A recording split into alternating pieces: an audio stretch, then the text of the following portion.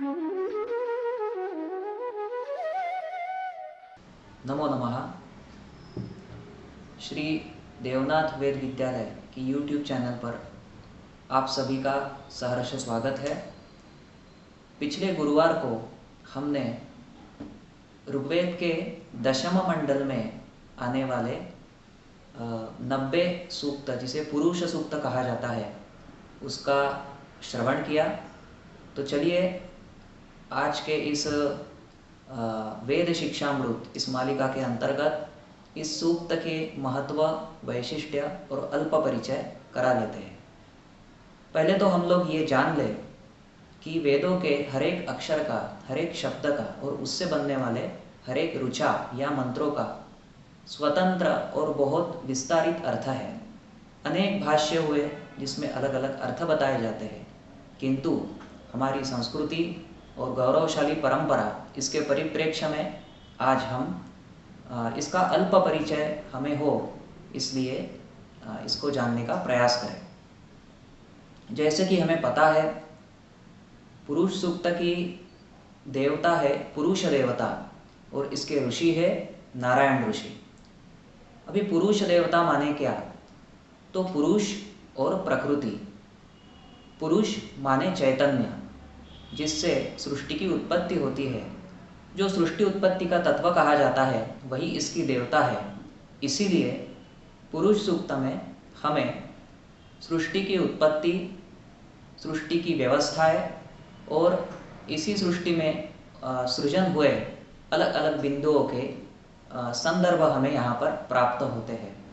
जैसे कि इस 16 मंत्रों के सूक्तों में हम लोग पहला ही मंत्र देखें, सहस्र शीर्षा पुरुषः सहस्राक्ष सहस्रपाद, तो हमें ध्यान में आएगा सहस्र माने हजारों या अनगिनत, शीर्ष यानी मस्तक, अक्ष माने नेत्र और पाद माने पैर। इससे हमें पता चलता है कि जिस तत्व ने इस सृष्टि का सृजन किया उस समय वहाँ पर बुद्धि, जिसे हम आज के भाषा में इंटेलेक्चुअलिटी कहेंगे, उसके बाद में नेत्र यानी दृष्टि, किस दृष्टिकोण से ये बना, तो ऐसे अनगिनत दृष्टिकोण थे जिसके आधार पर, और आधार माने पैर, तो उसके बेस माने आधार, उसका विजन और उसका मस्तक यानी उसका हम लोग कहेंगे हेतु, या फिर जिस बुद्धि के द्वारा या जिस उद्दिष्ट के साथ इस सृष्टि का सृजन हुआ, तो वो हमें पहले मंत्र में दिखाई देता है।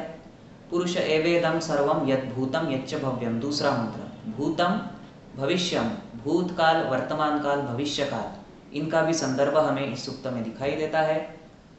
उसके बाद में तीसरे मंत्र में बताते हैं, पादोस्य विश्वाभूतानि त्रिपादस्य अमृतम दिवि, यानी इस विराट पुरुष ने अपने तीनों पैर से समस्त जगत चराचर व्याप्त कर लिया, और उसका कुछ अंश, यह जो हमें सृष्टि दिखाई देती है वो उसका कुछ अंश है। यानी जिस पुरुष की उसके देवता माना है, उस विराट पुरुष का वर्णन हमें यहाँ पर दिखाई देता है।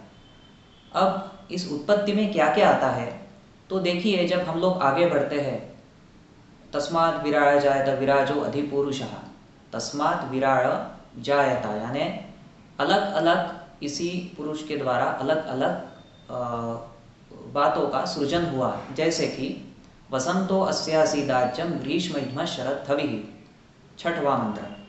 वसंत, ग्रीष्म, शरद आदि जो अलग अलग ऋतुएं हैं। अभी ऋतुएं माने ऋतु के अंतर्गत आने वाले दिन, मान, मास सभी उसमें आ गए। उसकी उत्पत्ति इससे हुई। उसके बाद में तस्माद् यज्ञात् सर्वभूत रुचस्सामा निजन्निरे, जो ऋग्वेद, यजुर्वेद, सामवेद आदि जो हम लोग कहते हैं, वेदों की जो परंपराएं है, वेद किसे कहते हैं? इष्ट प्राप्ति अनिष्ट परिहारयोः अलौकिकम उपाय, माने अपने कल्याण के हेतु से जिन जिन बातों का या धारणाओं का सृजन हुआ वो सब वेद। तो इसका भी सृजन इसके द्वारा हुआ। उसके बाद में ब्राह्मणोस्य मुखमासीत् बाहुराजन्य कृतः, जैसे कि हम लोग जानते हैं कि जो टीचिंग एंड रिसर्च करने वाले, जो गुण और कर्मों के आधार पर हमारे अलग अलग व्यवस्थाएं चली आती रही है, तो टीचिंग एंड रिसर्च करने वाले ब्राह्मण, एडमिनिस्ट्रेशन या फिर प्रजा पालन करने वाले क्षत्रिय रक्षण करने वाले, उसके साथ ही उसको चलाने वाले, व्यवस्था को पूरक होने वाले वैश्य और शूद्र आदि। तो ऐसी अलग अलग व्यवस्थाएं वो भी इसी कल्याणकारी उद्दिष्ट के साथ, यानी सृष्टि का एक भाग होते हुए सृजन उसका भी हुआ या वो चलती आ रही है, ये भी हमें 12वें मंत्र से पता चलता है। उसके बाद में देखिए इसके आगे 13वें और उसके आगे कई मंत्र में चंद्रमा मनसो जाता चक्षो सूर्यो अजायता, यानी उसके मन के द्वारा चंद्रमा, चक्षु के द्वारा सूर्य देवता, प्राण देवता, इंद्र देवता, यानी उसके अलग अलग जो शारीरिक अंग है उसके द्वारा अलग अलग देवताएं भी विकसित हुई। अभी देवता माने क्या, तो हमारे वेदों में अगर हम लोग थोड़ा सूक्ष्म दृष्टि से देखें तो पता चलता है कि अलग अलग बातों में या तथ्यों में अलग अलग वैशिष्ट्य जो दिखाई दिए। ददाती सा देवा, जो देता है, जो तेज है, हर एक वस्तु का जो तेज है उसे देवता कहा गया।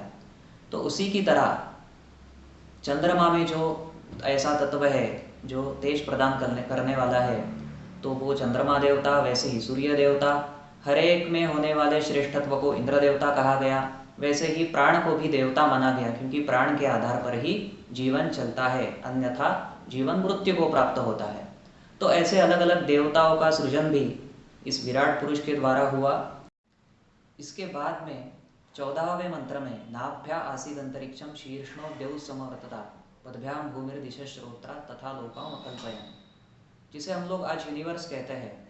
अंतरिक्ष हो यानी स्पेस, द्यूलोक या फिर भूमि हो, भूमि के जो अलग अलग प्रकार है, दिशाएं हैं, आदि आदि जितने भी चीज़ें हैं उनकी भी निर्मिति या उनका भी सृजन हमें इस पुरुष के द्वारा हुआ, यानी उस तत्व के द्वारा हुआ, यह दिखाई देता है।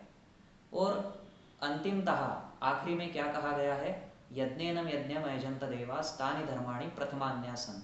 यह सारा जो विस्तार हुआ, सृष्टि की उत्पत्ति हुई, सृजन हुआ, ये किस लिए हुआ, तो विशिष्ट धारणाओं को धारण करते हुए उसी को आगे बढ़ाए, जिसे धारणा धर्मम, धर्म को ही हम लोग धारणाएं कहते हैं या धारणाओं को धर्म कहते हैं। यहाँ पर धर्म केवल रिलीजन नहीं है, तो हमारी समर्पित भावना, विशिष्ट उद्देश्य और कल्याणकारी दृष्टि से जो भी किया जाता है वह इसमें आता है। तो इससे क्या होता है, यह धारणाएं जब हम लोग ध्यान में रखते हुए हमारे आचार विचार व्यवहार आदि सब निर्वहन करते हैं, तो फिर ते हनाकम महिमानः, हम हमारे महिमा को प्राप्त करते हैं।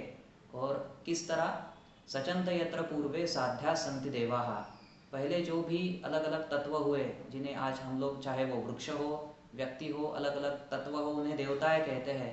तो उस देवत्व को इसी धारणाओं के साथ उन्होंने प्राप्त किया। तो हमारे जीवन में भी अगर इस सृष्टि में उत्पत्ति सभी तत्वों को हम लोग विशिष्ट धारणा, हेतु और कल्याणकारी दृष्टि को आत्मसात करते हुए निर्वहन करेंगे, तो हम भी नर का नारायण, यानी हम भी जीते जी देवत्व को प्राप्त कर सकते हैं।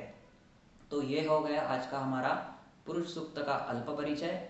मैं अपेक्षा करता हूँ कि जो कुछ भी आज मैंने बताया, एक प्रयास किया, वो आपके ध्यान में आए। और इसीलिए इस सूक्त का पाठ बहुत बार हमें दिखाई देता है, और नित्य पूजा होती है उसमें भी इसका पाठ किया जाता है। तो इसी महत्व के साथ आज यहाँ पर विराम लेते हैं। अगले गुरुवार फिर मिलेंगे एक नए सूक्त के साथ, और उसके बाद के रविवार के दिन उसका भी अल्प परिचय करेंगे। तब तक के लिए धन्यवाद।